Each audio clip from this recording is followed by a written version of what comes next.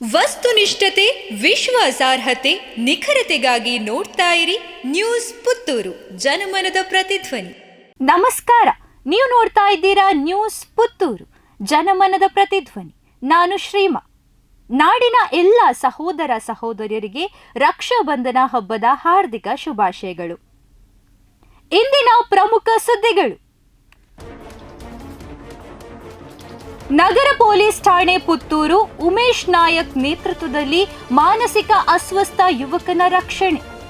ನಗರದ ಪಡೀಲು ಪರಿಸರದಲ್ಲಿ ಸುತ್ತಾಡುತ್ತಾ ಸಾರ್ವಜನಿಕರನ್ನ ಭಯಭೀತಿಗೊಳಿಸುತ್ತಿದ್ದ ಸುಮಾರು 35 ವರ್ಷ ವಯೋಮಾನದ ಯುವಕ ಓರ್ವನನ್ನ ಪುತ್ತೂರು ನಗರ ಪೊಲೀಸ್ ಠಾಣೆಯ ಕಾನ್ಸ್ಟೇಬಲ್ ವಿನೋದ್ ಡಿಟಿ ಹಾಗೂ ರೋಟರಿ ಕ್ಲಬ್ ಪುತ್ತೂರು ಯುವ ಇದರ ಮಾಜಿ ಅಧ್ಯಕ್ಷರಾದ ಪುತ್ತೂರು ಉಮೇಶ್ ನಾಯಕ್ ಅವರ ನೇತೃತ್ವದಲ್ಲಿ ರಕ್ಷಣೆ ಮಾಡಿ ಮಾನಸಿಕ ಚಿಕಿತ್ಸೆಗಾಗಿ ಮಂಗಳೂರಿನ ಜಿಲ್ಲಾಸ್ಪತ್ರೆಗೆ ರವಾನಿಸಲಾಗಿದೆ.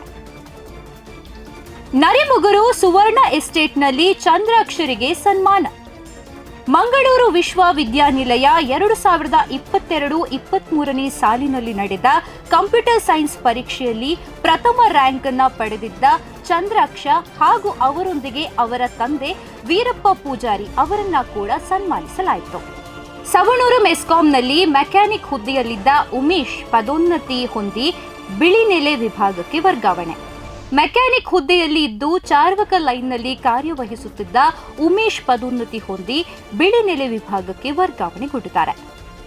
ಕೇನ್ಯಾದಲ್ಲಿ ನಾಪತ್ತೆಯಾಗಿದ್ದ ವ್ಯಕ್ತಿಯ ಮೃತದೇಹ ಶಾಲಾಬಾವಿಯಲ್ಲಿ ಪತ್ತೆ.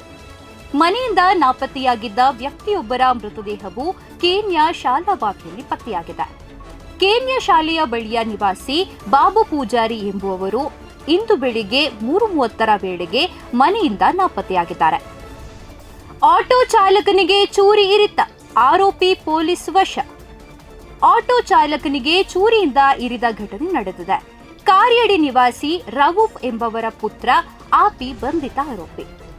ನರೇಂದ್ರ ಪದವಿ ಪೂರ್ವ ಕಾಲೇಜಿನಲ್ಲಿ ರಕ್ಷಾಬಂಧನ ಕಾರ್ಯಕ್ರಮ. ರಕ್ಷಾಬಂಧನ ಸಹೋದರ ಸಹೋದರಿಯರ ಸಂಬಂಧಕ್ಕೆ ಮಾತ್ರ ಸೀಮಿತವಾಗದೆ ವಿಶ್ವ ಬಂಧುತ್ವಕ್ಕೆ ಸಾಕ್ಷಿಯಾಗಿದೆ. ಭಾರತೀಯ ಸಂಪ್ರದಾಯಗಳು ಸಂಬಂಧಗಳನ್ನು ಗಟ್ಟಿಗೊಳಿಸುತ್ತದೆ.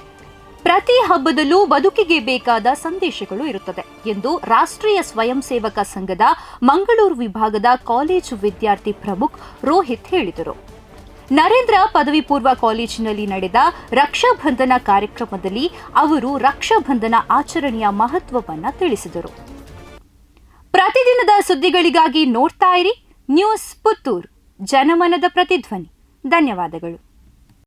ವಸ್ತುನಿಷ್ಠತೆ, ವಿಶ್ವಾಸಾರ್ಹತೆ, ನಿಖರತೆಗಾಗಿ ನೋಡ್ತಾ ಇರಿ ನ್ಯೂಸ್ ಪುತ್ತೂರು, ಜನಮನದ ಪ್ರತಿಧ್ವನಿ.